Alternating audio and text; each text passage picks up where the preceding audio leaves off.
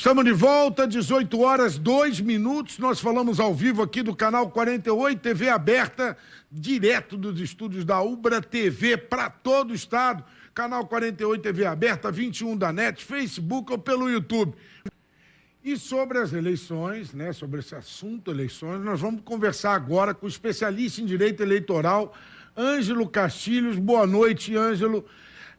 Ainda no início de abril, o TSE instituiu um grupo de trabalho para avaliar os impactos da pandemia nas atividades da Justiça Eleitoral, especialmente no que diz respeito à implementação das eleições de 2020. Segundo o jornal Folha de São Paulo, a avaliação permanece a mesma que a Justiça Eleitoral, dizendo que tem condições de realizar as eleições este ano. De fato, Ângelo, é possível realizar o pleito esse ano em meio à pandemia? Agora, para outubro, acho que já não dá mais, né? Boa tarde, Paulo. Boa tarde, Bives. Existem vários fatores que podem ajudar a responder essa pergunta. Pela questão operacional, ainda seria possível. A questão realmente médico-sanitária é que nos dá alguns indicadores dizendo que não. Por isso, tantas discussões entre o ministro Barroso, médicos, o próprio parlamento, o Congresso Nacional. Porque você tem que fazer uma PEC, né? Exatamente. Há uma demanda por mudança na legislação. Então, são várias conversas que se entrelaçam para definirmos qual a condição e qual o melhor período para realizar a eleição. Bom, vamos deixar bem clara essa situação. O STF já se manifestou e disse que quem decide isso é o Legislativo. Na Constituição está marcada a eleição para o mês de outubro. Mas, e aí, como fica essa questão? Hoje, com o conhecimento e expertise que tu tem, analisando não só o perfil do judiciário, mas também o perfil da nossa política, o Congresso estaria alinhado para que a gente pudesse, através de uma emenda, adiar as eleições? Bom, se as condições realmente nos levarem para uma necessidade de adiamento, não tenho dúvidas que o Congresso vai ser sensível à circunstância. Ocorre que, claro, temos algumas incertezas, né? E há um grupo de trabalho no Congresso Nacional que está debatendo sobre isso, está também junto com as lideranças, né? Com as lideranças. Porque o Barroso visitou o Maia e o Alcolumbre lá para apresentar, nós conseguimos fazer em dezembro, parece que é a sugestão dele. Exatamente. Está tendo esse tipo de interlocução entre o TSE e o Congresso, só que esta comissão do Congresso deliberou há mais dias que somente a partir de 30 de junho tomaria a sua decisão ou iniciaria uma tomada de decisão. E o processo eleitoral, ele tem muitos prazos anteriores à eleição.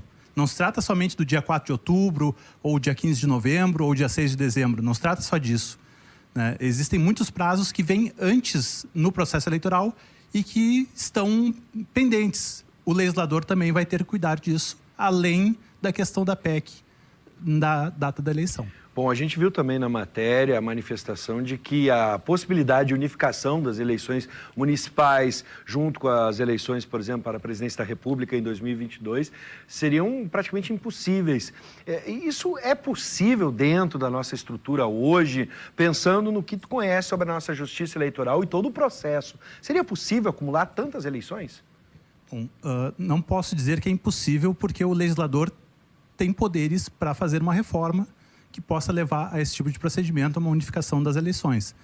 No entanto, na questão operacional, na questão de orçamento, enfim, não seria uma boa medida, né? Não é uma boa medida, ela teria uma economia de recursos não tão significativa quanto se pensa, né?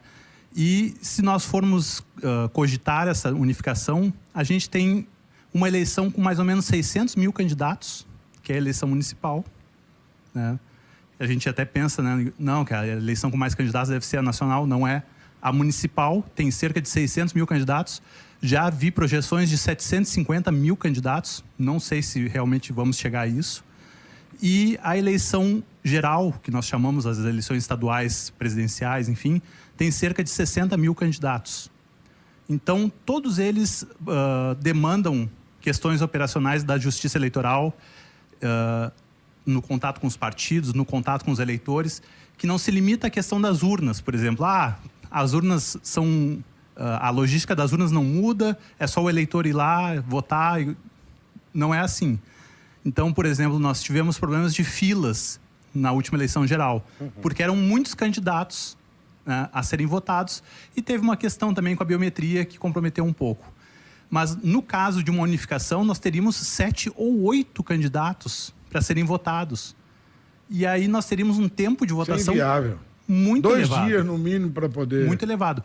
Então, esta necessidade de 2 dias, por exemplo, já causaria um aumento de orçamento que já mais ou menos anularia.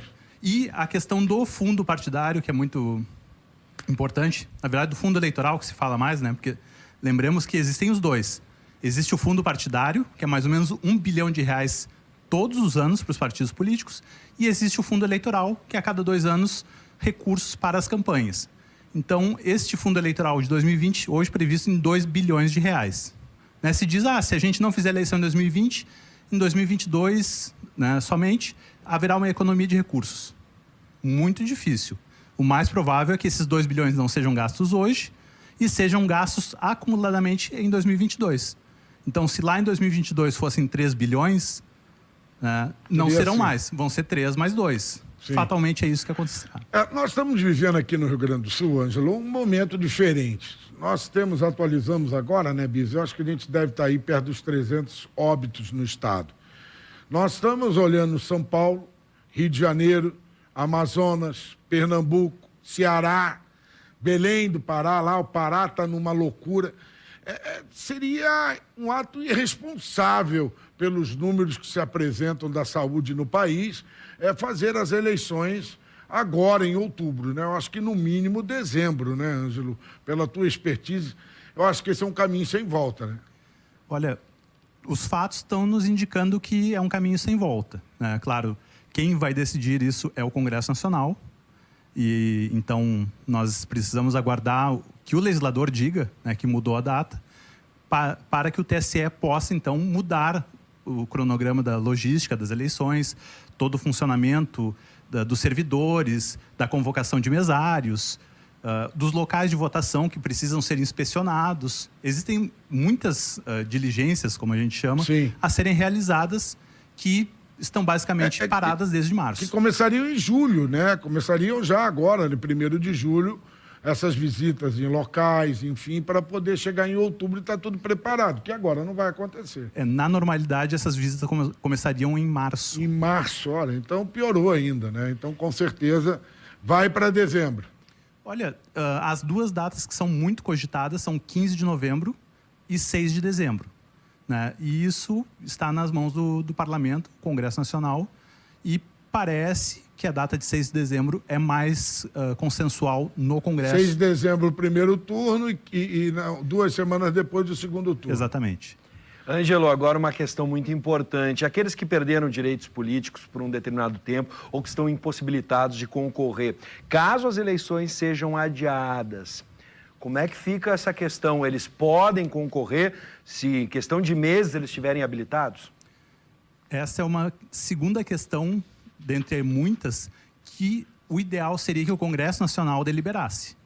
Então, como vamos viver uma eleição de exceção, por exemplo, nós temos um princípio que se chama princípio da anualidade eleitoral, que diz que não se deve alterar a legislação no ano anterior ao pleito.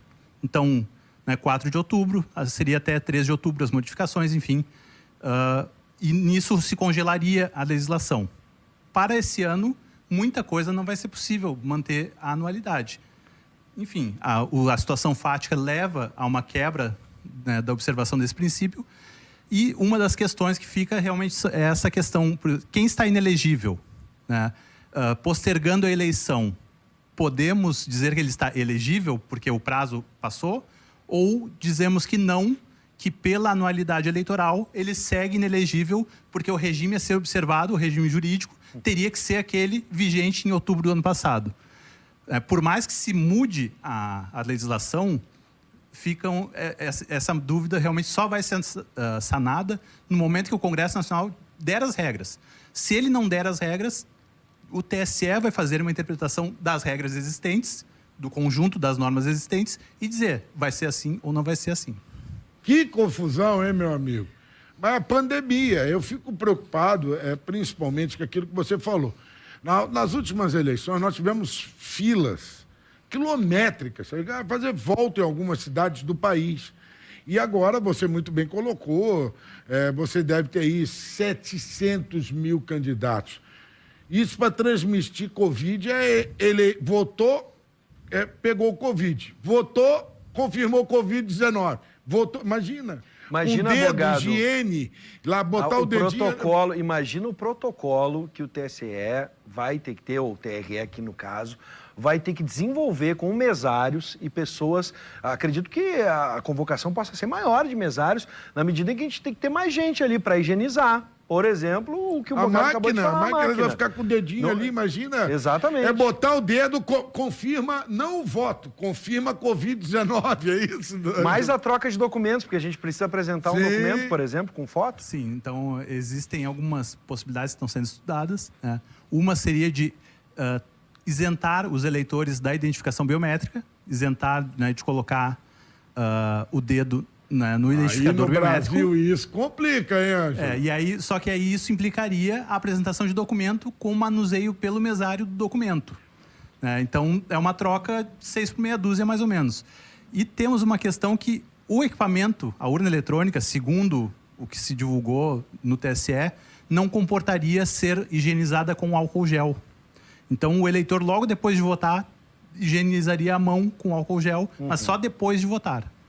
Tem uma questão, só para a gente fechar, Bogado, foi tema na Folha de São Paulo, inclusive é um grande advogado que temos aqui no Rio Grande do Sul, acredito que o Ângelo conhece, Dr. Rafael Morgenthal, que fala muito sobre a possibilidade de, no futuro, termos eleições via internet. Hoje, Ângelo, com a tua expertise e o teu conhecimento, dá para a gente imaginar num futuro próximo as pessoas votando de casa, pelo celular, por exemplo? Então, nós temos contextos muito particulares que precisariam ser analisados. Então, por exemplo, nós não temos no país inteiro a mesma condição de cobertura de sinal de celular para dizer que todo mundo estaria apto a realizar uma votação, né, via internet.